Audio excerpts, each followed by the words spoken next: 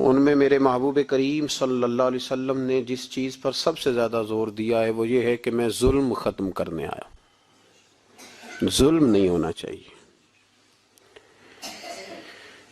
ایک تو ہے کسی کو مارا جائے، اس کے منہ پر اس کو گالی دی جائے، اس کو ستایا جائے، اس کے راستے میں کانٹا بچھایا جائے، اس کو پتھر سے، تھپڑ سے، ڈنڈے سے، تلوار سے مارا جائے، یہ تو ایک بہت بڑی بات ہے۔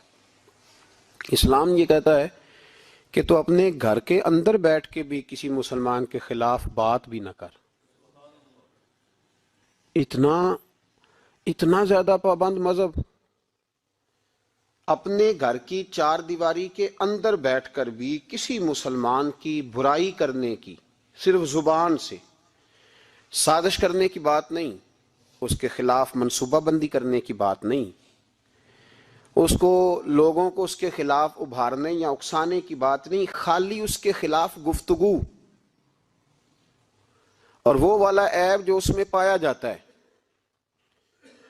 وہ عیب جو اس میں موجود ہے، وہ عیب بھی تجھے گھر کے اندر بیٹھ کر نجی اور ذاتی محفل میں بھی بیان کرنے کی اسلام اجازت نہیں دیتا، اور اسلام نے اس کو غیبت کا نام دیا۔ اور میرے نبی پاک صلی اللہ علیہ وسلم نے فرمایا یہ فعل کہ تو گھر کے اندر بیٹھ کر کسی کی عزت کے بارے میں بات کرے، سمجھ لے تو نے زنا سے بھی برا کام کیا، یہ بدتر ہے زنا سے بھی۔ یہ جو زیادتی اور ظلم ہے نا میرے بھائی، اس کو اسلام نے اس قدر زیادہ ناپسند کیا، اور اس پر اسلام نے اس قدر زیادہ احکامات بیان کیے۔ میرے نبی کریم صلی اللہ علیہ وسلم نے فرمایا قیامت کے دن اللہ مظلوم کے ساتھ ہوگا۔ اللہ کس کے ساتھ ہوگا؟ قیامت کے دن اللہ مظلوم کے ساتھ ہوگا۔ اور یہ لفظ ہیں حدیث مبارکہ میں ابن حجر علیہ رحمہ نے لکھے، اللہ قیامت کے دن مظلوم کے ساتھ ہوگا، اور اگلے لفظ سنو گے تو حیران رہ جاؤ گے۔ فرمایا اللہ قیامت کے دن مظلوم کے ساتھ ہوگا اگرچہ وہ مظلوم کافر ہی کیوں نہ ہو، اگرچہ وہ مظلوم، اللہ اس کے ساتھ ہوگا۔ اللہ قیامت کے دن مظلوم کے ساتھ ہے، اگرچہ وہ والا رٹا نہیں کہ میری برادری کا ہے تو میں نے سپورٹ تو کرنی ہے نا، ہم تو ظالموں کے ساتھ ہوتے ہیں۔ ہمارے دیہاتوں میں رواج ہے کہ نوجوان کسی کی عزت پر ہاتھ ڈالتا ہے، کسی کی بیٹی کو بھگا کے لاتا ہے تو اس کے دوست اس کی مدد کرنا فریضہ سمجھتے ہیں، اس کو سپورٹ کیا جاتا ہے، اس کو رہنے کو جگہ دی جاتی۔ ہم یہ نہیں دیکھتے کہ وہ چوک میں لڑائی ہوئی ہے اور ہمارے بچے کی کسی کے ساتھ پٹائی ہوئی تو ہم تو بندوقیں، ڈنڈے، کلاڑیاں اٹھا کے چلے جاتے ہیں۔ وہاں جا کے تحقیق پہ پتہ چلتا ہے کہ ظلم تو ہمارے بچے کا ہے، تو پھر مدد کس کی کرنی چاہیے تھی؟ ہم کس کی کرتے ہیں؟ میرے نبی کریم صلی اللہ علیہ وسلم کو اپنی امت سے بڑا پیار ہے، حضور کو بڑی محبت ہے۔ فرمایا قیامت کے دن لوگ اپنے اپنے ممبروں پہ بیٹھیں گے پر میں سجدے میں گر کے اپنی امت کی دعائیں مانگوں گا۔ قیامت میں جو بچے گا وہ میرے نبی پاک کی برکت سے بچے گا۔ لیکن رسول کریم علیہ الصلوۃ والسلام نے فرمایا ظلم کر کے نہ آنا، تمہاری باقی کمیوں پہ میں پردے ڈلوا دوں گا، ظلم کر کے نہ آنا۔ امام بہقی روایت لائے ہیں، محبوب پاک نے فرمایا میرے امتی نے کسی ذمی کافر کے ساتھ اگر زیادتی کی، وہ ٹیکس دیتا تھا، جزیہ دیتا تھا، ذمی کافر تھا، اور میرے امتی نے اگر اس کے ساتھ زیادتی کی تو نبی پاک صلی اللہ علیہ وسلم فرماتے ہیں میں قیامت کے دن اس کافر کے ساتھ مل کر اپنے امتی پر اللہ کی بارگاہ میں مقدمہ دائر کروں گا، میں خود مقدمہ دائر کروں گا۔ یہاں ظلم کی آندھیاں چلتی ہیں، طوفان چلتے ہیں، لوگ دوائیوں میں ظلم بیچتے ہیں، لوگ تعلیم کے نام پر ظلم کرتے ہیں، لوگ خیر کے نام پر ظلم تقسیم کرتے ہیں۔ یہاں اللہ اکبر ایسے ایسے رنگ دیکھنے کو ملتے ہیں۔ اب بنے گا کیا؟ کیا ہر زینب اسی طرح تڑپ کے چلی جائے گی؟ اس کا رزلٹ کیا نکلے گا؟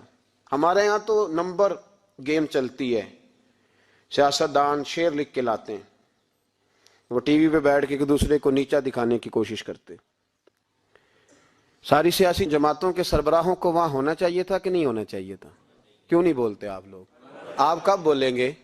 ابھی بھی وقت نہیں ہے آپ کے بولنے کا. ان کو وہاں ہونا چاہیے تھا کہ نہیں ہونا چاہیے تھا؟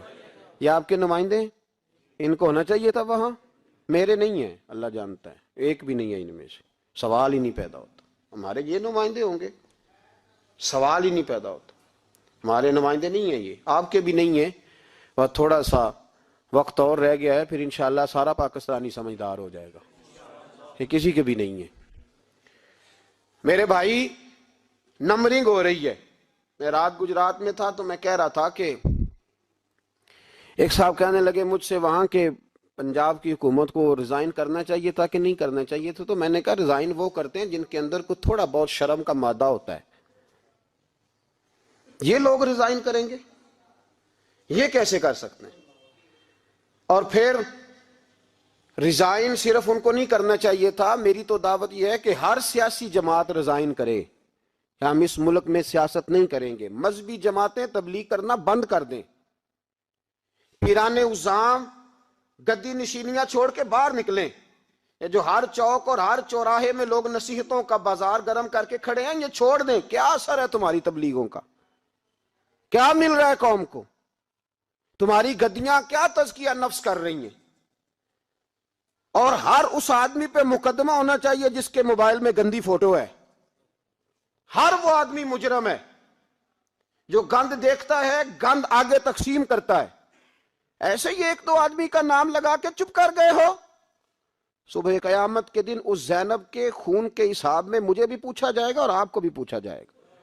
ہر ایک آدمی دوسرے پہ بوجھ ڈال کے خاموش ہو جاتا ہے. حکومت نے غلط کیا. حکومت بنوائی کس نے تھی؟ کس نے ووٹ دیا تھا؟ برابر کے شریک ہیں ان کے جرموں میں جو ان کو ٹھپے لگاتے ہیں. چپ کر جاتے ہو تنقید کر کے. حضرت سیدنا امام مالک رحمت اللہ علیہ فرمایا کرتے ظالموں کا مددگار بھی ظالم ہوتا ہے. تو ان کو ٹھپے لگانے والا ظالم نہیں ہوتا؟ وہ نہیں مددگار ظالموں کا؟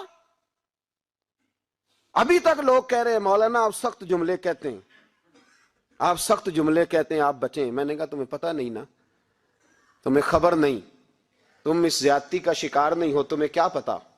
میرے ایک چچا کا بیٹا تھا، اکلوتا تھا. وہ رستے میں جاتے ہوئے کسی کی گولی کا شکار ہو گیا. میں تھانے گیا پرچہ کٹوانے. طالب علمی کا زمانہ تھا. جب میں گھر سے نکلا تھا تو میری جیب میں 2 روپے تھے. میرے تو ابا جی بڑی دیر پہلے انتقال کر گئے. چچا کی یہ حالت تھی کہ وہ بیچارے اٹھنے کے قابل نہیں رہے. ایک بیٹا تھا. اور میں جب تھانے گیا تو میں نے پرچہ کاٹنے والے سے کہا کہ قتل ہو گیا ہے، پرچہ کٹوانا ہے. اور ڈاکٹر یہ کہتا ہے، ڈاکٹر یہ مسیحا بنے پھرتے ہیں قوم کے، وہ کہتا ہے لاش کو ادھر رکھو اور پہلے پرچہ کٹوا کے لاؤ، پھر پوسٹ مارٹم کریں گے. اس نے بھی ایک ٹیلی فون کرنا گوارا نہیں کیا. یہ سارے ظالم ہیں اللہ ماشاءاللہ. یہ سب کٹہروں میں آئیں گے. ان سب کو حساب دینا ہے. ان کی گودوں میں بیٹھنے والے مولوی اور پیر سب سے پہلے وہ لٹکائے جائیں گے. سب سے پہلا نمبر ان کا ہے. میں نے جا کے کہا پہلے پرچہ کٹواؤ پھر پوسٹ مارٹم. میں نے کہا پرچہ، تو پولیس والا مجھے کہنے لگا ایک پیلسنوں کا ڈبہ لاؤ. یہ نمائندے ہیں ہمارے، یہ ہماری حفاظت کرنے پہ ہیں. تم نے خود اپنے لیے پولیس بنائی ہے. زینب کا چچا کہتا ہے جب میں تھانے گیا تھا پرچہ کٹوانے تو مجھے پولیس والے کہتے تھے اگر مالٹے ٹھنڈے ملتے ہیں تو لے کے آ. اور زینب کا چچا کہتا ہے کہ وہ مجھے کہتے تھے کہ جا نیسلے کی 2 بوتلیں لا، پانی پینا ہے. اس ملک پہ بسنے والوں کا کوئی وارث نہیں، کوئی نہیں ان کا والی وارث. اور کہتے ہیں کوڑے میں پڑی لپٹی ہوئی خون سے لاش. اور مجھے پولیس والے کہتے ہیں فلانے نے لاش ڈھونڈی ہے، اسے تو پہلے 10,000 دے لے. میں ظالم ہوں، آپ ظالم ہیں جنہوں نے ان ظالموں کو اپنا سپہ سالار بنایا ہے. تیاری کر رہو اللہ کے حضور. میں نے پوچھا رب کریم سے مولا تو بتانا رزلٹ کب نکلے گا؟ تو رب کریم نے فرمایا دنیا تو غافل ہو سکتی ہے، وَلَا تَحْسَبَنَّ اللَّهَ غَافِلًا عَمَّا يَعْمَلُ الظَّالِمُونَ. کر جا کے سورۃ ابراہیم کی آیت نمبر 42 پڑھو. رب فرماتا ہے اللہ غافل نہیں ہے ان لوگوں سے جو دنیا میں ظلم کر رہے ہیں. اللہ ظالموں کے کاموں سے غافل. تو پھر مولا رزلٹ کیا ہے؟ فرمایا انما یؤخرہم لیوم، اللہ نے ایک دن کے لیے یہ فیصلے رکھے ہوئے، رب روز عدالت نہیں لگائے گا، اللہ نے ایک دن رکھا ہوا ہے۔ تشخص فیہ الابصار، فرمایا میں ظالموں کو اس طرح لٹکاؤں گا کہ لوگوں کی آنکھیں کھلی کی کھلی رہ جائیں گی۔ میں ظالم کو، رب کریم فرماتا ہے مجھے کوئی غافل نہ سمجھے، وقت آنے والا ہے، وقت آنے والا ہے۔ حضرت وہب ابن منبہ رحمت اللہ تعالی علیہ فرماتے ہیں، آپ فرماتے ہیں بنی اسرائیل کے اندر ایک بادشاہ بڑا ظالم تھا، اس نے محل تعمیر کرنا شروع کر لیا، محل بن رہا ہے، محل کے بیچ ایک جھونپڑی آ گئی، کٹیا ایک بوڑھی عورت کی، تو بادشاہ نے اس بی بی سے کہا کہ یہ کٹیا، یہ جھونپڑی دے دو، میرے محل کا نقشہ خراب ہوتا ہے۔ تو بوڑھی کہنے لگی میں بیوہ بھی ہوں، بے اولاد بھی ہوں، جب میں بیاہ کے یہاں آئی تھی تو میرے ابا نے کہا تھا بیٹی تیرا جنازہ نکلنا چاہیے، تو چلو میں پکا ہوا پھل ہوں، تھوڑا وقت رہ گیا ہے، مر جاؤں گی تو تمہارا ہی ہے، میرا کون سا قبالی وارث ہے، چلو زندگی کی جو سانسیں رہ گئی ہیں مجھے یہاں گزار لینے دو۔ بوڑھی منت کرنے لگی، بادشاہ نے کہا نہیں نہیں تو پیسے لے اور ہمیں خالی کر کے دے جھونپڑی۔ بادشاہ نے اصرار کیا تو بوڑھی کہنے لگی نہیں میں نہیں دوں گی، وہ اپنے گھر کے اندر بیٹھ گئی، یوں سمجھ لیجئے کہ بلڈوزر تیار کر کے چھپا دیا گیا، 2 4 5 سپاہی کھڑے کر دیے کہ بوڑھی نے کو ساری زندگی گھر میں تو نہیں نہ بیٹھنا، نکلنا تو ہے نا باہر، جب نکلے نا تو فوراً اس کا مکان گرا دو، 2 4 5 10 مستری اکٹھے لگاؤ، دیوار بنا دو، جس طرح قبضے ہوتے ہیں۔ بوڑھی کچھ دیر تو چمٹی رہی گھر کے ساتھ، پھر اس کو نکلنا بھی تھا، جب اس نے سمجھا کہ امن ہو گیا ہے پھر وہ بوڑھی باہر نکلی، اور جب وہ گئی باہر چند گھنٹوں کے بعد واپس آئی تو جھونپڑی گری ہوئی تھی، گھر کی چھت کے تنکے ہواؤں کے ساتھ بکھرے ہوئے تھے، نیا مکان بن گیا۔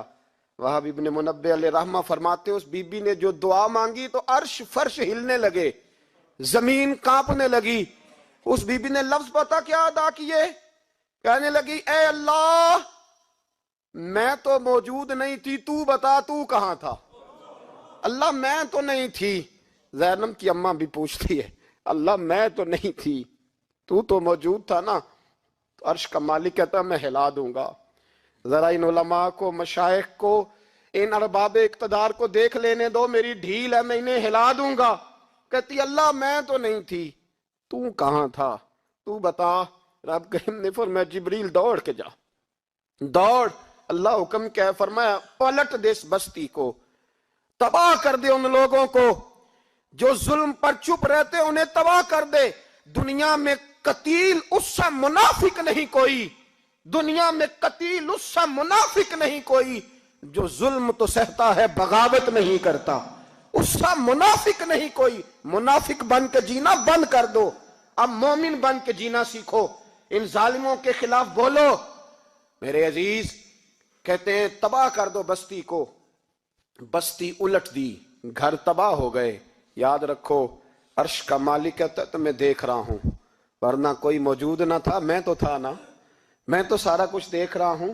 میں اس وَلَا تَحْسَبَنَّ اللَّهَ غَافِلًا عَمَّا يَعْمَلُ الظَّالِمُونَ، لوگ اللہ کو غافل نہ سمجھیں۔ اور پھر میڈیا چیختا ہے، کہتا ہے جی بڑا ظلم ہوا۔ اس کام میں سب سے زیادہ کردار اس برائی کو پھیلانے میں میڈیا کا ہے۔ میڈیا تو بچوں کو گناہ کے طریقے بتلاتا ہے، اور حکومتیں، ممتاز قادری کا جنازہ نہ دکھانا ہو تو میڈیا سارا بند ہو جاتا ہے، فیض آباد دھرنے کا ظلم نہ دکھانا ہو تو میڈیا سارا بند ہو جاتا ہے۔ تو گند روکنا چاہیں تو گند رک سکتا ہے کہ نہیں رک سکتا؟ یہ پابندی، یہ ٹیکنیکلی زمانہ ہے، اگر یہ بند کرنا چاہیں تو ہر چیز اپنی جگہ پہ بند ہو سکتی ہے کہ نہیں؟ بولیں۔ لیکن ہم تو روئیں گے نا، فیس بک پہ تصویر لگائیں گے زینب کے ساتھ ظلم ہوا، تو تیری تو امام والی دکان پہ گندی فوٹو لگی ہوئی ہے، تیرے تو موبائل میں سارا گند ہے۔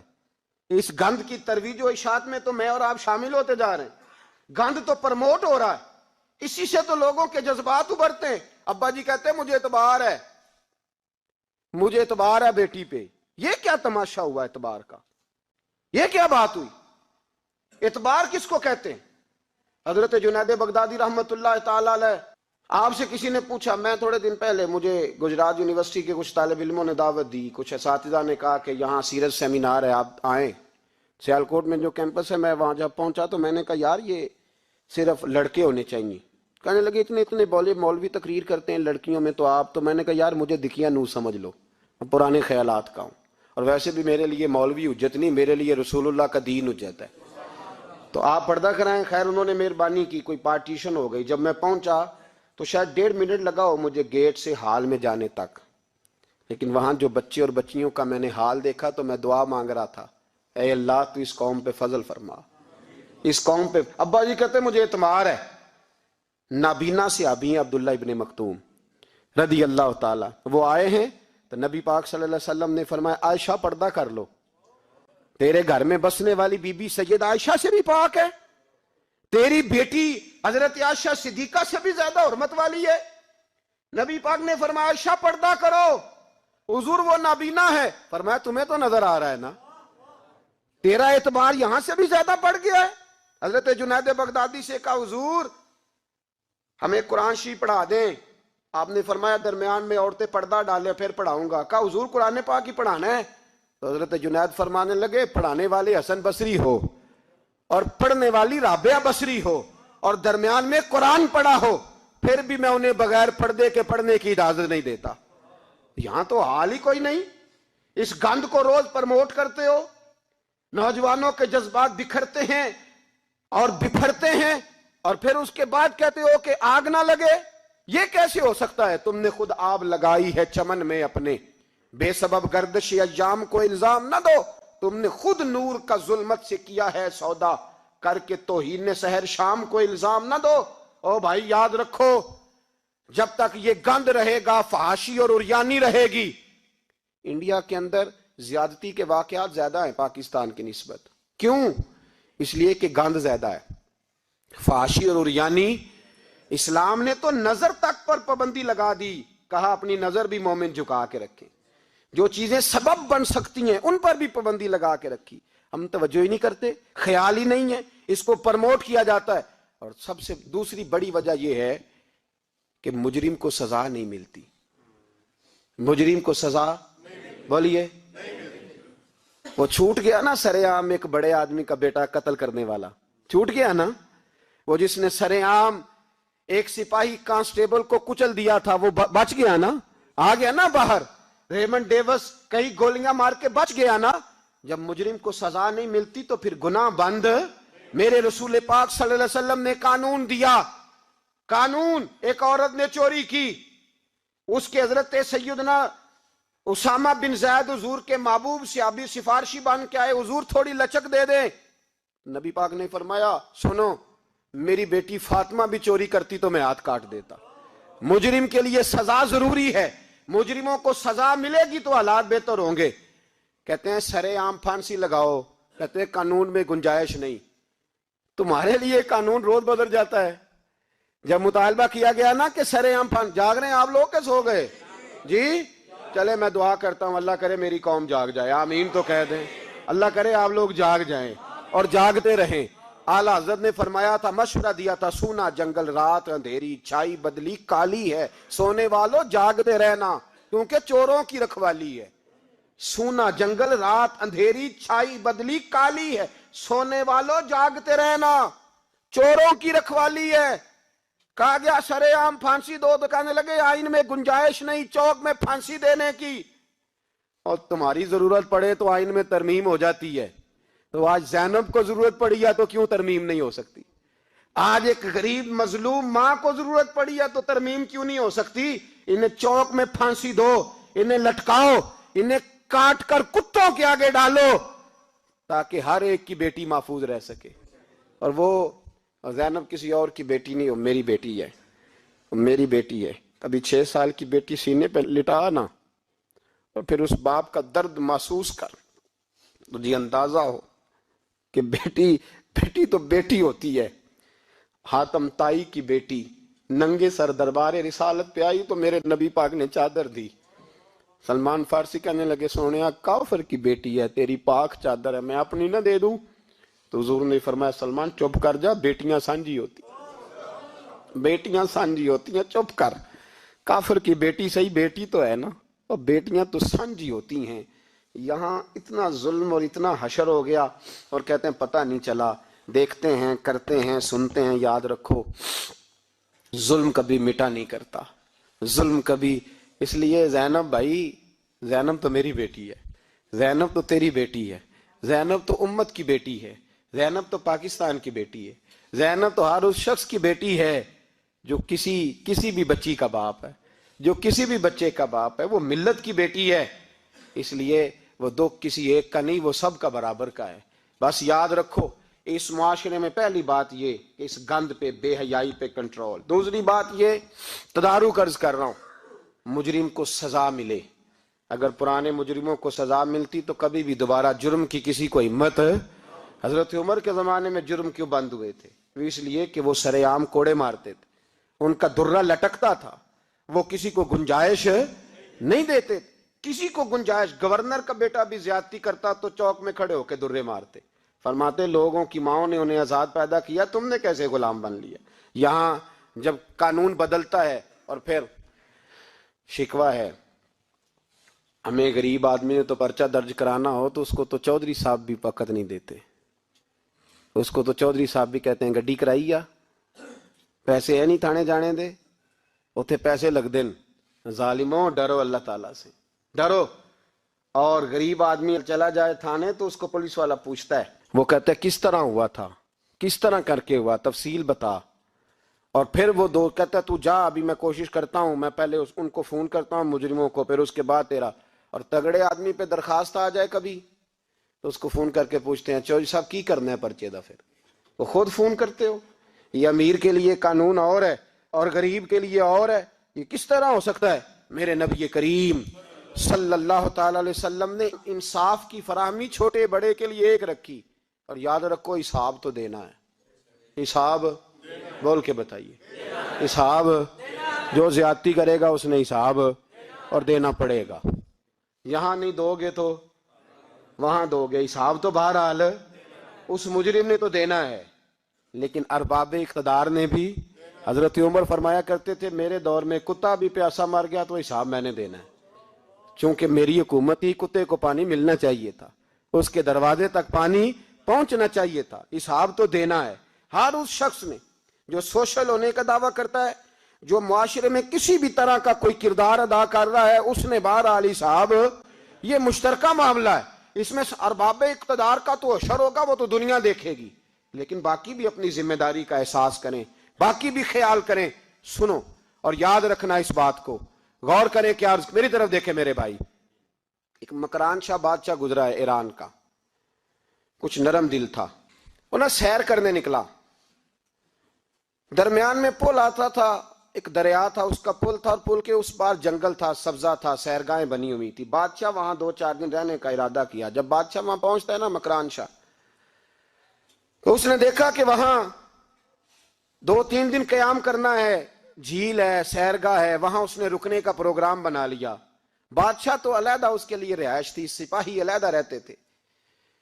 یہاں تو لوگ کہتے ہیں نا وہ پولیس کو ڈانٹتے ہیں، پولیس کو پوچھتے ہیں، او بھائی پولیس تو تمہارے ماتحت ہوتی ہے، پولیس تو سمجھ گئی ہے کہ تم کس طرح ان سے کام لیتے ہو، ان کو تو تم اپنے تحت رکھتے ہو۔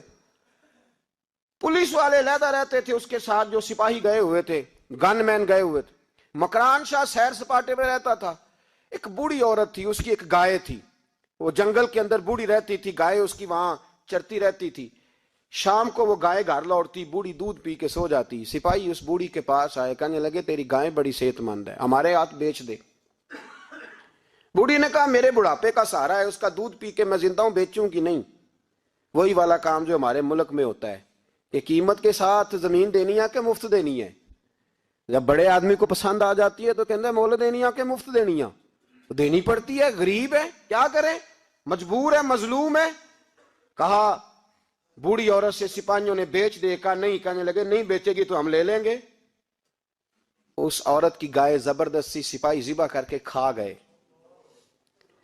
بوڑھی نے بادشاہ تک پہنچنا چاہا لیکن اس کو پہنچنے نہ دیا گیا، منع کر دیا گیا، اس کی رسائی نہ ہو سکی، غریب عورت تھی۔ جس دن مکران شاہ واپس آ رہے تھے نا سیر کر کے، پل سے گزر رہے تھے، تو کسی نے بوڑھی سے کہا کہ بادشاہ گزرے گا، وہ چھپ کے پل پہ بیٹھ گئی، اور مکران شاہ جب پل سے گزرنے لگے تو بوڑھی آگے آئی اور اس کے گھوڑے کی لگام پکڑی، ایسا جملہ کہا کہ مکران شاہ چکرا کے زمین پہ گرا، اور بوڑھی کہنے لگی مکران شاہ تیرے سپاہی میری گائے ذبح کر کے کھا گئے ہیں، تو بتا اس کا حساب اس پل پہ کھڑے ہو کے دینا کہ پل صراط پہ دینا ہے؟ بتا یہاں کھڑے ہو کے دے گا کہ وہاں کھڑے ہو کے دے گا؟ بول۔ ارباب اقتدار، حکومت کے ایوانوں میں بیٹھنے والوں، بتاؤ زینب کا حساب قصور کے چوک میں کھڑے ہو کے دو گے کہ میدان محشر کے چوک میں کھڑے ہو کے دو گے؟ بتاؤ کہاں حساب دینا ہے، یہاں دینا ہے کہ وہاں دینا ہے؟ حساب تو بہرحال تمہیں دینا ہے، اس قوم کو اس کا حساب تو، زینب کا حساب تو دینا ہے، دینا پڑے گا، دیا جائے گا، پوچھا جائے گا۔ بتاؤ یہاں دینا ہے کہ وہاں دینا ہے؟ دینا تو پڑے گا، یہاں دو گے تو ہو سکتا ہے قیامت میں بچ جاؤ، اور اگر یہاں نہیں دو گے تو وہاں لٹکا دیے جاؤ گے، رسوا کیے جاؤ گے، پوچھا جائے گا۔ مکران شاہ چکرا کے گرا زمین پہ اور گر کے کہنے لگا بی بی میں وہاں حساب نہیں دے سکتا، دو دینا یہیں لے لے، جو لینا یہیں لے لے، آ جاؤ آ جاؤ، وقت ہے، گنجائش ہے، مہلت کے دنوں میں توبہ کر لو، پلٹ آؤ، اللہ کے حضور حاضر ہو جاؤ۔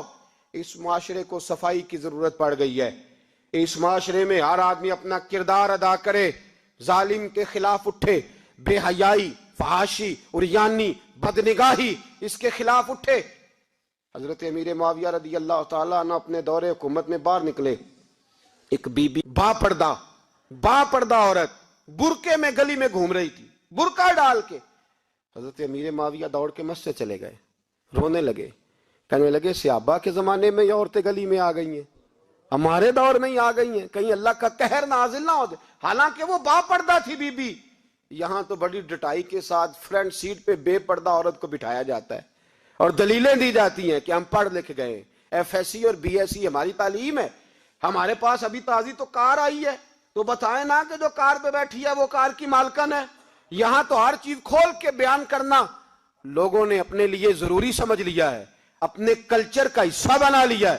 خدا را فحاشی کے خلاف، بے حیائی کے خلاف، عریانی کے خلاف اٹھو اور اس پل کو باندھو۔ جب تک فحاشی رہے گی، عریانی رہے گی، پاکستان میں 10 کے قریب بچوں کے ساتھ روز زیادتی ہوتی ہے۔ یہ آپ کے قومی اخبارات کی آج صبح کی رپورٹ ہے۔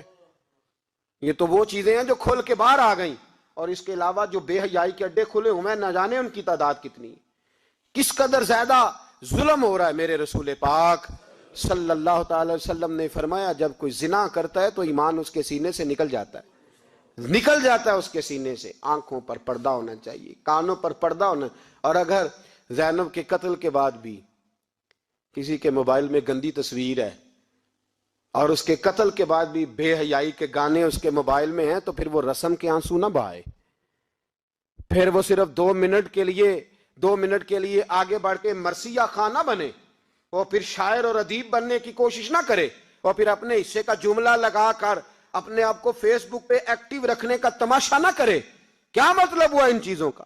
اگر ابھی بھی برائی کے خلاف نہیں اٹھنا، بے حیائی اور فحاشی کے خلاف نہیں اٹھنا، میرے عزیزو آخری بات سننا اور اس کو ہمیشہ یاد رکھنا۔ میرے نبی پاک صلی اللہ تعالی علیہ وسلم نے فرمایا ہے کسی ایک مسلمان کے قتل میں اگر اہل زمین، اہل آسمان سارے بھی شریک ہو جائیں، سارے، تو فرمایا ہو سکتا ہے اللہ سب کو جہنم میں ڈال دے۔ اس لیے کہ جو قتل ہے نا، قتل ایک ہے زیادتی اور ایک ہے پھر اس کے بعد قتل، ایک انسان کا قتل انسانیت کا قتل، اتنا بڑا ظلم۔ اور یہاں تو اب قتل کی خبر آ جائے نا اخبار پہ تو اتنی دلچسپی والی رہتی نہیں، اتنے لوگ قتل ہو گئے کوئی حرج نہیں۔ یہ تو ہمارے ہاں تو کسی سیاستدان کی شادی کی خبر آئے گی تو وہ دلچسپی والی ہوگی، اس پر تبصرے ہوں گے، کمنٹس ہوں گے، ایک بندہ مر گیا ٹھیک ہے، غریب آدمی تھا، قتل ہو گیا، جان چھوٹی، معاذ اللہ، اس میں کون توجہ کرتا ہے؟ یہاں تو ان کے میلے چھیلے تماشوں پر لوگ تبصرے کرتے ہیں۔ میرے مولا کرم ہو کرم، میرے مولا کرم ہو کرم، میرے مولا